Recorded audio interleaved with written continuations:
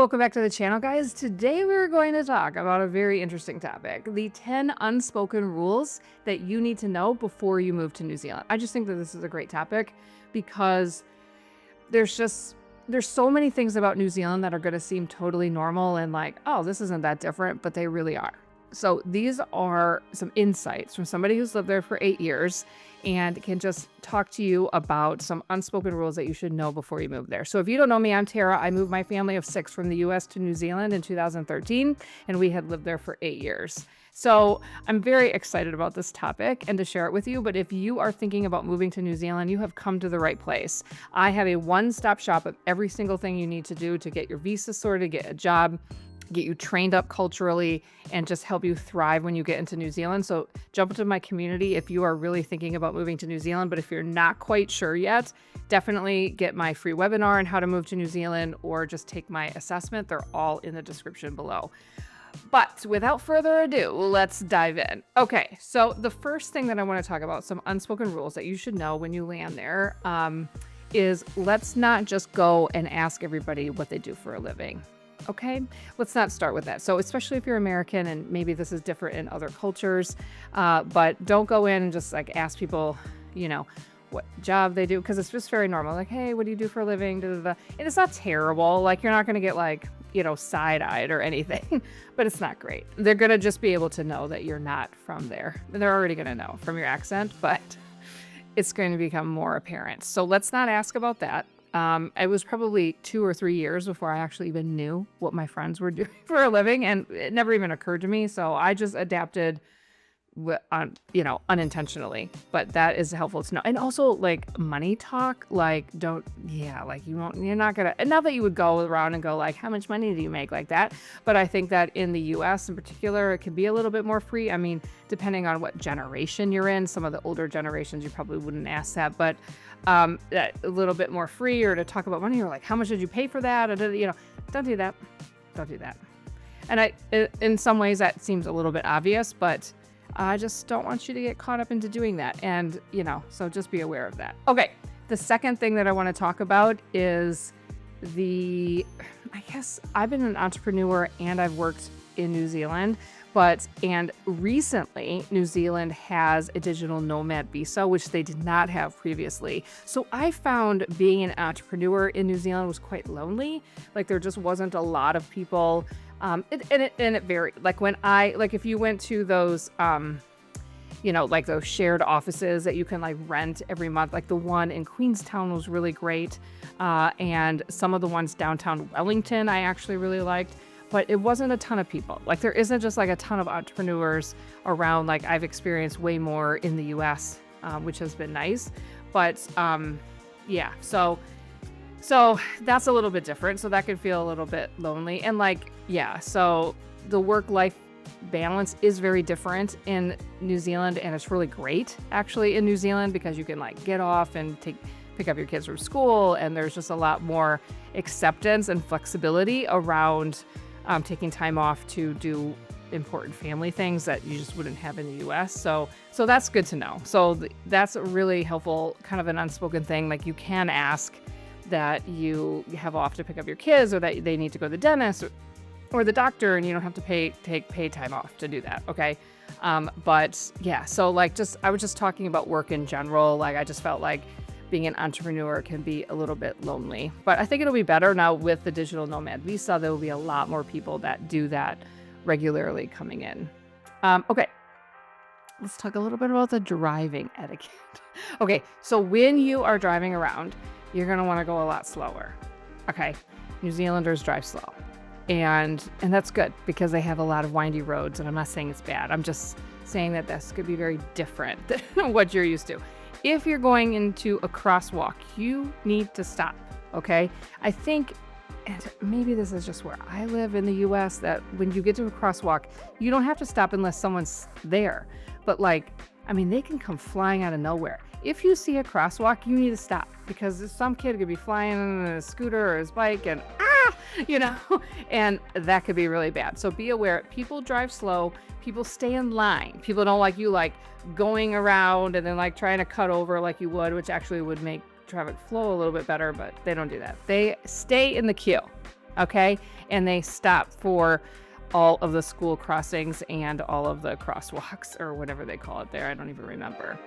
Also, when you see somebody crossing the crosswalk, make sure that you wave. Make sure you go, they'll wave to you. And it's really nice. Like, I just really like that. It's really great.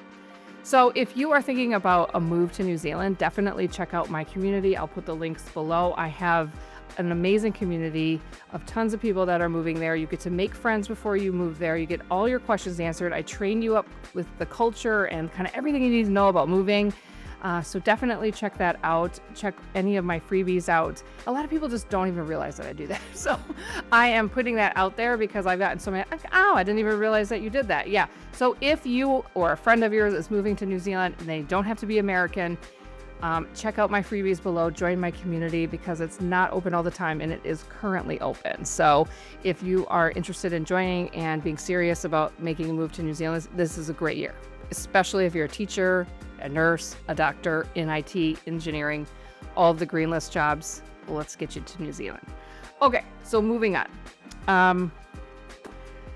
Okay, the next unspoken rule is, so I've been trying to figure out how I'm going to say this, but like they have like a tall poppy syndrome, which you're probably aware of, where, like if anybody's different or better or trying to like be ambitious, let's say, they're kind of cut down. And there's comments even by your like closest friends. Okay.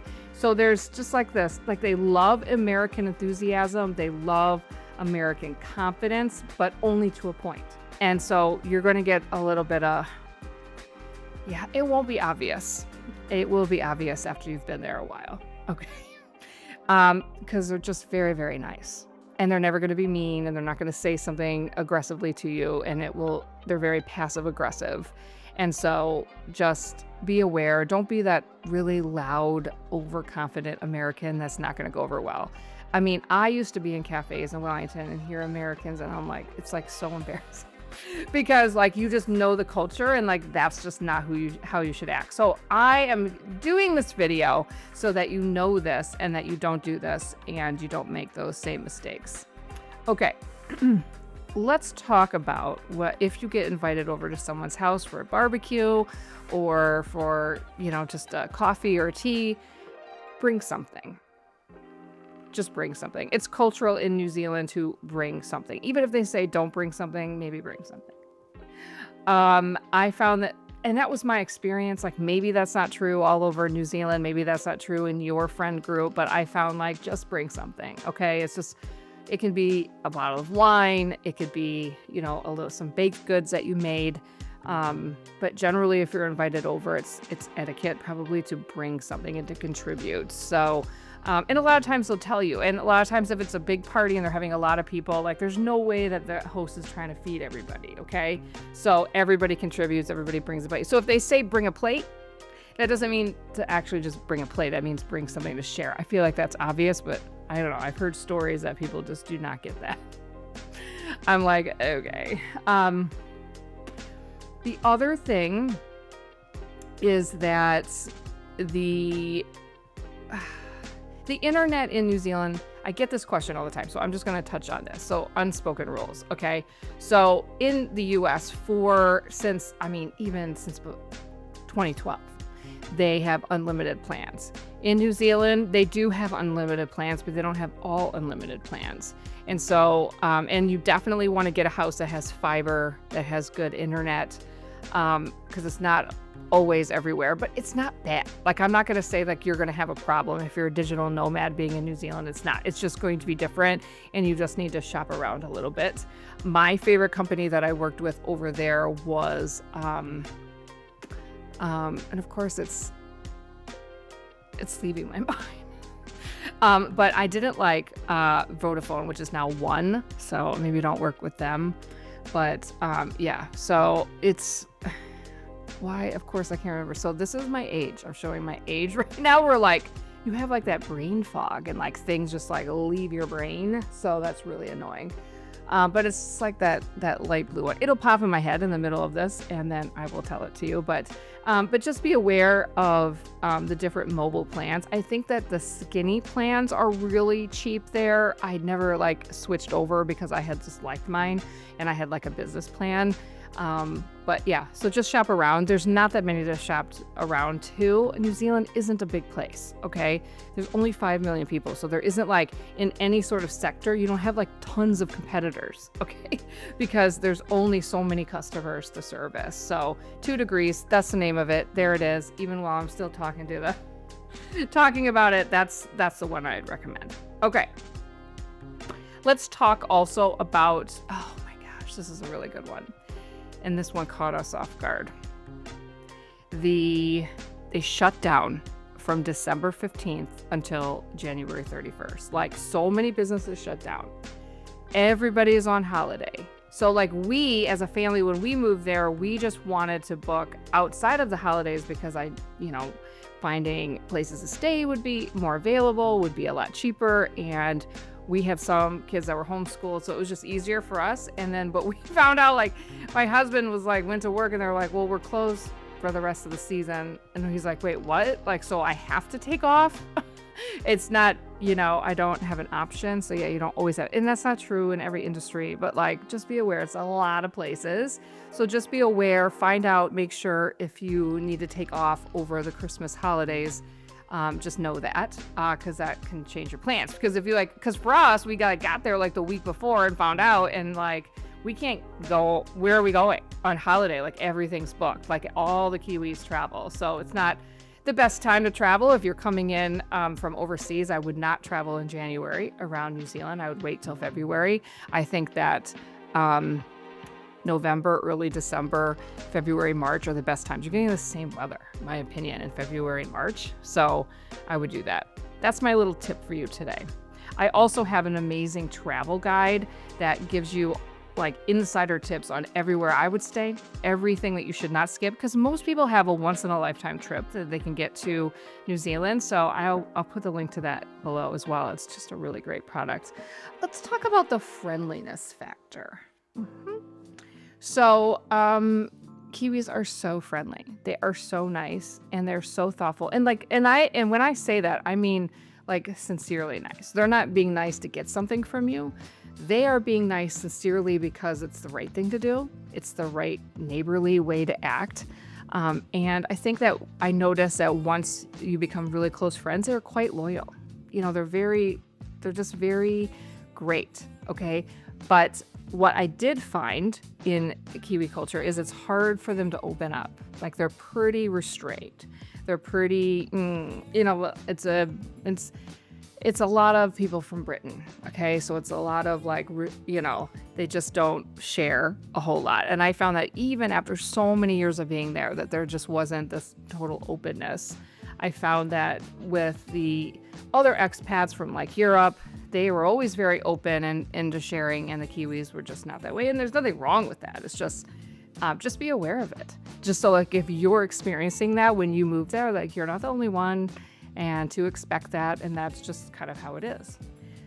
Okay. Number 9, they are a DIY nation. They're like, you just give it a go. That's what they'll say. You just give it a go. So they're Mitre 10 and their Bunnings, they do really well. Those businesses, those are where you like go and get all your DIY for your home. So when I first moved there, I was renting a house from this retired couple, and the lady would come over and she's changing light bulbs. I mean, I didn't ask her. She just was coming over because there was like a pool outside, and she would just climb these big ladders and change light bulbs. And I would walk out in like an absolute panic, like, oh my gosh, let me do that for you. Like, like if you're, in your 70s or whatever, I think she was in her 70s. You shouldn't be like climbing ladders like that. I don't know. It was stressful. And she didn't even think anything of it. Like, cause that's just how they are. They're just, they're just going to fix it. They're just going to get it done. It's just really great. Like, they're not lazy. They definitely just kind of like, they're very self-sufficient. They can do it. We can figure it out. They have great gardens. They just do everything. Whatever it is, it's just amazing. And they're just like, and if they don't, like, which New Zealanders are really good at saying, like, here's a problem that we have, and like, let's figure it out. Let's figure out how to solve this problem. Like, it shouldn't be that hard. And so they're one of the most innovative nations. If you kind of read about it and the things that they've invented, obviously they're really good with the extreme sports. But yeah, that's not the only thing that they're innovative about. So be aware of that. And lastly, I just want to talk to you a little bit if you are moving to New Zealand about their call-free culture and specifically like their morning tea and their afternoon tea. And just to be aware, like when you go and you in the workplace, they will have morning tea and they will have afternoon tea. Not always afternoon tea, but generally morning tea or smoko, depending on your industry. And it doesn't mean that you're having tea. It basically just means you're going to have a hot drink, whatever that is, coffee, tea, hot chocolate, whatever you like. And then something small, just something small to eat, whether it's sweet or savory, it doesn't matter. But just be aware of that because it can be very different than other cultures. And it can be a very social thing at work where you go, the boss takes everybody to coffee or everybody heads over to the cafeteria at the same time. Like it's built in. It's built in the education system. Like there's morning and afternoon tea in school. So that's where the teachers take their break. So just be aware of it. I just think it's like helpful to know it's an etiquette thing and it's different and get used to the words. Because they have morning tea, afternoon tea, and then when they say you want to come over for tea, that means dinner. Tea is like supper or dinner, and then they have this other word, pudding. You want to come over for pudding means dessert after dinner. So like that would be like a later like sweet treat, like 8 or 9. I remember when we first moved there, one of my kids says to me, I feel like New Zealanders would be a lot more overweight, but because I feel like we eat all the time. Because we're like having breakfast and then tea and then lunch and then afternoon tea. Like those are like always eating. And like when we even planned trips with friends there, it was like we always were taking a break for these break times, like even when you're not in a workplace. So it's just culture and it's great. They don't eat a lot and the food there is so good in terms of like, doesn't have all the chemicals and the GMOs and all the, and everything's organic and it's great. So they just don't eat large quantities. And as always was interesting, like when you go out to dinner with people, like it's very common for them to just sit and have a drink first and then go and have your meal and maybe you like move spots, like maybe you're at the bar and then you move spots and then they don't really order much to drink for dinner, which I always thought was interesting. Okay, so you have your drink before it. Not always, but it was noticeable that there's like drinks before and that. And then, a lot of people do that in the US too, but like it was just more common. It was very cool. So I hope this video was helpful to you and so helping you prepare if you are visiting or moving to New Zealand, and definitely let me know what questions you have below. I'm here to help. Or if you have found some unspoken rules that I have forgotten to mention, because I'm like, even as I'm like recording this, I'm kind of thinking of some more. So maybe I'll make another part 2 video. But yeah, so put your comments below and I'm happy to help with any questions that you have. Again, if you're thinking about moving or traveling to New Zealand, check out my products below. They are really great and helpful and a lot of amazing freebies. In fact, there's a freebie below that outlines the top 10 places I would not skip if you are visiting New Zealand. So go check that out and I'll see you guys next week.